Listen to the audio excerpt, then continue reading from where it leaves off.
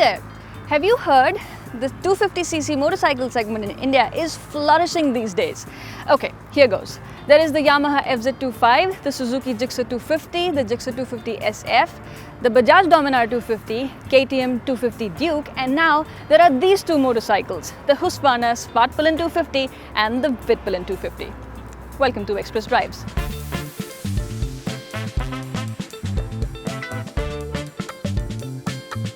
If you don't already know, Husqvarna began life back in 1903 in Sweden as a subsidiary of an arms manufacturer. If you look at the logo, it is designed something like iron sights on a rifle. Over the years, several renowned groups have had ownership of the brand, and it was only in 2013 when it was acquired by KTM Group. Husqvarna have had a glorious case record in racing, and most of it has been on dirt. Motocross, Supercross, Baja Rally. But these days, KTM is rolling out practical huskies for the street, and these two are the very first ones in India. Right, we've got to talk about what the two motorcycles look like because they are absolutely fantastic to look at. Well, the designs come from Sweden. You know what else comes from Sweden? ABBA does. Well, it's not a very good reference here, but it's ABBA. Mamma mia! Well, what else comes from Sweden? Swedish design. That's what they're popular for. The Swedes know how to work around simplistic lines and produce great looking products such as these. The two of them get round headlamps, which is a good thing. Round headlamps make it look retro, and that's great. Lighting is all LED on both the motorcycles. The instrument cluster, fully digital but grayscale, unlike the TFT screens that you see on the KTMs. Very informative. However, in bright daylight, I would say they're not very clearly visible. Both the bikes also share the switchgear with the KTM sibling. The fit and finish is up there in terms of quality, except a couple of niggles that you can see wiring through the frame quite a lot. Now I'd like to move it to a subject that a lot of you talk about, is seat height. So this is 843 mm, which means that a borderline respectable height, such as mine at 5.5 feet, can struggle on this bike. However, people like him, the annoyingly really tall ones, yeah? And then they shrug their shoulders like, what's your problem? Well, I do have a problem. So if you are anything below 5.6 feet, it could deter you from buying one of these motorcycles, but should it?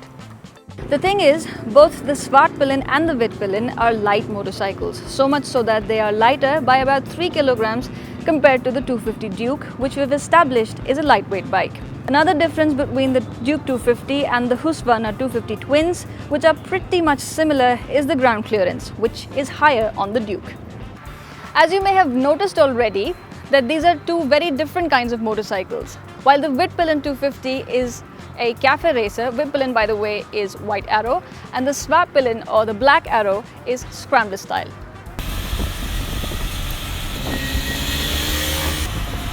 They're both powered by the same engine from the 250 Duke and in the same state of tune as well. So there's 30 horsepower on tap from both the Scrambler and the Cafe, which means they're both properly quick. It's a high revving engine for a single cylinder, and higher RPMs are where the Svartpilen and the Vitpilen shine the greatest at. But that also means that riding through city traffic will require working the gearbox quite a lot. Now, both the motorcycles will do a top speed of about 150 kilometers per hour, but the Svartpilen and the Vitpilen both feel most at peace at about 80 to 90 kilometers an hour, because past 7 to 8,000 RPM, vibrations tend to set in. You feel them on the handlebars, on the foot pegs, and you can feel them more on the Vitpilen in comparison to the Svartpilen. That, I think, has got something to do with the fact that the handlebar is lower down below and it's a clip-on. While you do feel them, they're not really negligible, but I'd say they're not exactly a deal breaker either. And that's because the two are great fun to ride. The throttle response is impressive, and the two offer sharp handling as well, thanks to a sporty suspension setup, but that also means it is rather firm, and if it's a bad road, you'll know it. Seat cushion cannot be relied upon for longer durations, as it is quite tough on both the bikes. Of the two, the Svartpilen can offer a bit more comfort for obvious reasons that the seating position is comparatively more relaxed. But to say that you can go off-roading on this motorcycle is a bit of a stretch. The thing is, the suspension setup on the Svartpilen is exactly the same, with the same suspension travel as it is on the Cafe Racer. But then Husqvarna never claimed that you could go adventuring on the Svartpilen. They have always described it as a scrambler-style motorcycle.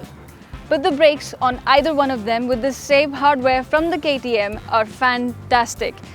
Just the right amount of bite, and there's dual channel ABS as well and supermoto ABS, which means you can switch it off on the rear wheel if you like. All in all, the Husqvarna 250 twins both prefer the urban environment with lots of asphalt available around them, with the difference being that the Vitpilen feels nippier because of its sporty form, and the Svartpilen makes taking on bad sections on the road easier because of its scrambler form. Which one to buy though? Frankly, you can't have anyone answer this question for you because it boils down to how you intend to use the bike, and a test ride will clear things out. Personally, if I have to pick one of them, I think the Vitpilen is definitely more fun to ride through city traffic. It feels nippier. But I would still prefer the Svartpilen owing to the simple fact that it is more practical and it keeps my back straight.